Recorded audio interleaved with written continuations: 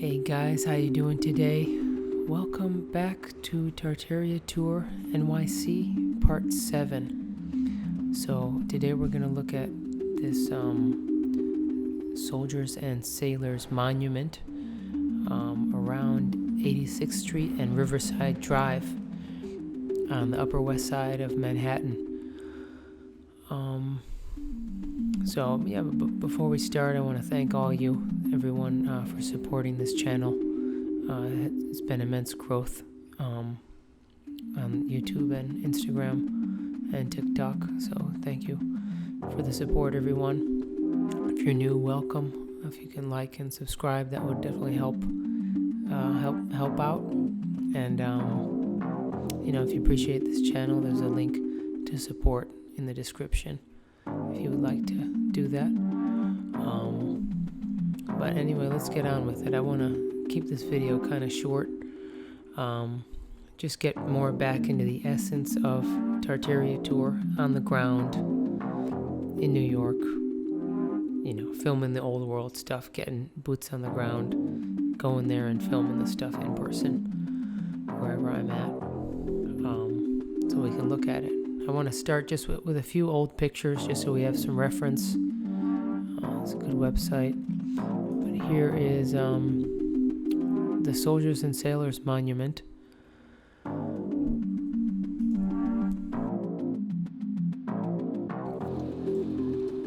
Here we go. So this is 1910, it says, with a question mark. So it looks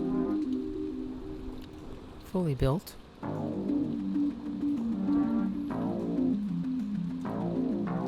Let's see if I can zoom in a little more.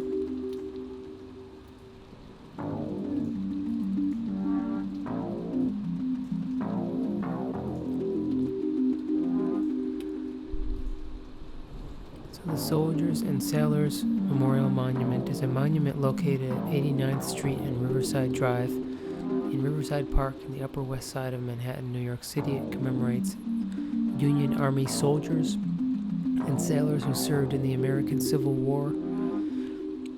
It is an enlarged version of the choragic monument of Lysistratus in Athens and was designed by the firm of Stoughton & Stoughton with Paul E.M. Du Bois.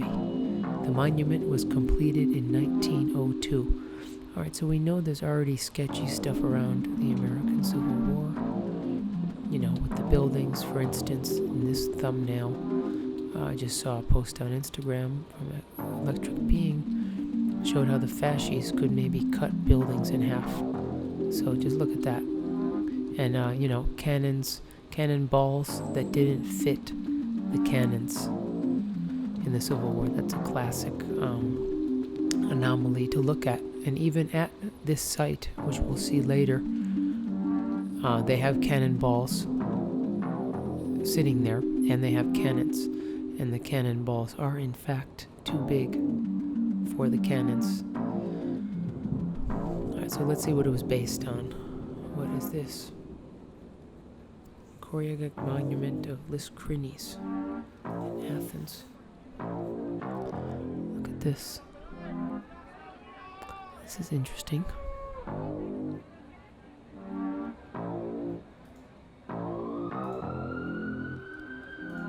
Yeah, so this is what they say they based it on.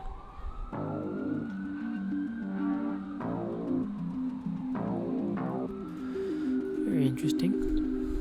And designed by this firm, Stoughton & Stoughton, was a New York-based architectural firm comprising the partnership of Charles and Arthur Stoughton.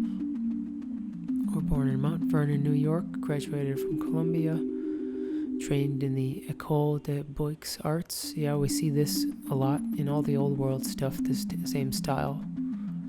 A lot of them were trained here, which matured an accomplished academic classical style. Books, arts, yeah. Look at that. In this vein, among their joint public commissions was the Soldiers Sailors Monument, dedicated on Memorial Day, The firm won a competition for the design. See, look at that. All these old old places. A sketchy competition. Like, do we really do that nowadays? They really just choose the best one. There's not really a competition. But it seems for the World's Fairs, for all this stuff, it seems to be a competition. I'm not buying that. Following the commission, they were asked to design the 41st Precinct Police Station. Precinct Station House in the Bronx. Oh, wow, that's interesting. On Molashu Park in Norwood, the Bronx, which is now the station house for the 52nd Precinct. The building is of red brick and architectural terracotta with a clock tower. Wow. By 1915, Arthur had moved to Winnipeg, Manitoba, Canada, where he founded the Department of Architecture at University of Manitoba. He returned in 1915 to give a talk in Boston to the National Conference on City Planning on the architectural side of city planning. He remained in Winnipeg until his retirement in 1930. He designed the university's Fort Garry campus and was commissioned to design the university's Buller Building and the Tier Building for the city of Winnipeg, blah, blah, blah. For the city of Winnipeg, he designed 3 bridges. Alright, so let's look at this books, arts. We know this. This is all like Tartarian old world. That's not what they're telling us. We did not build this stuff. Look at this.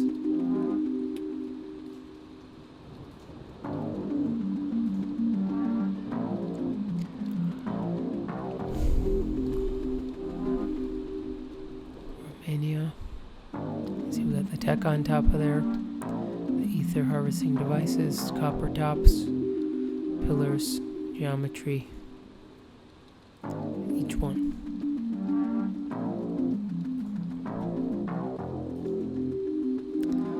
Look at that. This is in Africa. Wow. It's in Brussels. Brussels. Ostend. See, look at that top. We got the top there. It's pretty clear. Wow, look at that. Library.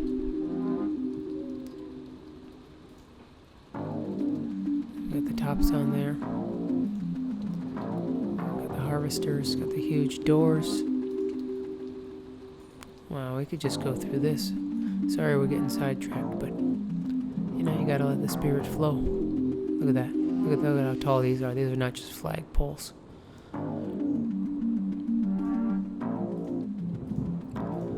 Anyway, oh, okay. Look at these obelisks. They have these right by my house here in New York. Riverside Drive. This is in Amsterdam. Look at these. Oh, got the design on the bridges with the cathode. Cathode, that's what it is. Alright, look at these tops. We got that. Wow, this is beautiful. The Peace Palace, the Hague. Just amazing. Really amazing stuff here. Alright, let's look at this 52nd Police Precinct Station House and Stable.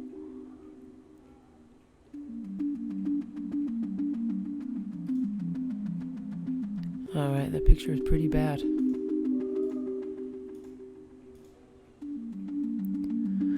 Oh, but this is cool. This reminds me of Moorish architecture. The detail up here.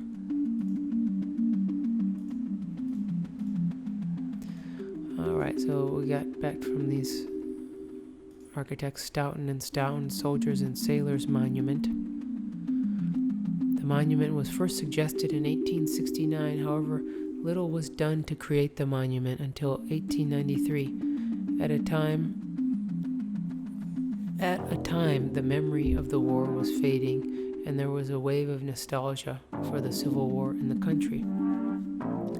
When the New York State Legislature established a board of commissioners for a monument for the soldiers and sailors who had served in the Union Army during the American Civil War, originally set to be built at 59th Street and 5th Avenue, then at Mount Tom, 83rd Street and Riverside Drive. The project was delayed for many years because many organizations in the city could not agree on a site for the monument.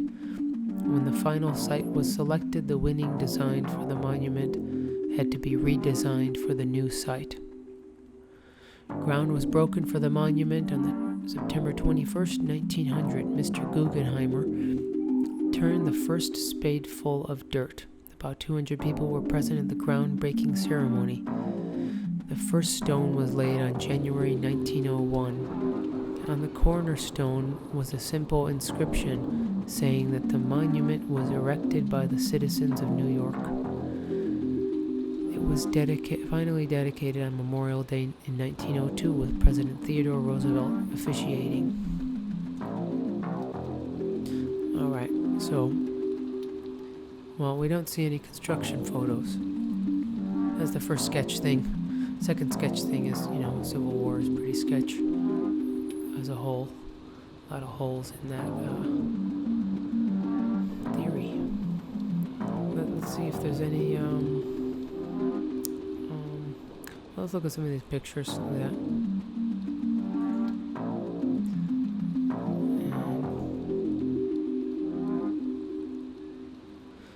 And it's a landmark, so it is protected. I think it's a water temple, to be honest. It's right by the Hudson River. And it looks similar to other water temples, pictures I've seen from things in San Francisco and other areas. So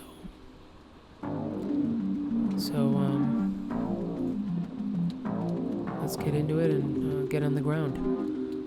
Alright, hope you enjoy.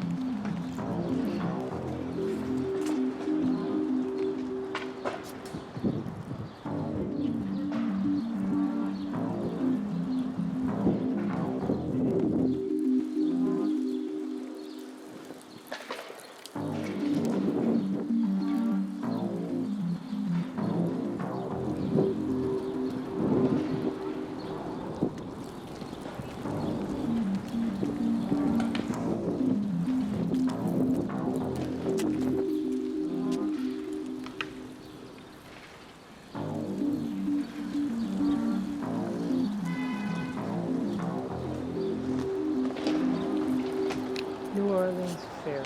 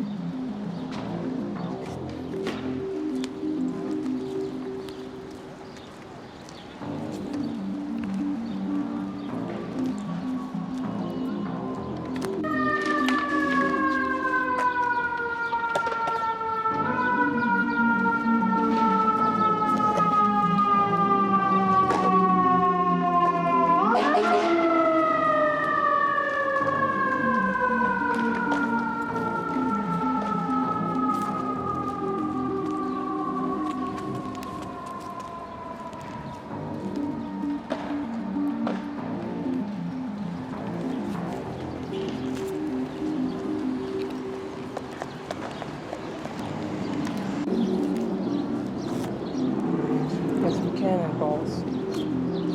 It's like bowling balls. These cannonballs probably look too big. Cannon.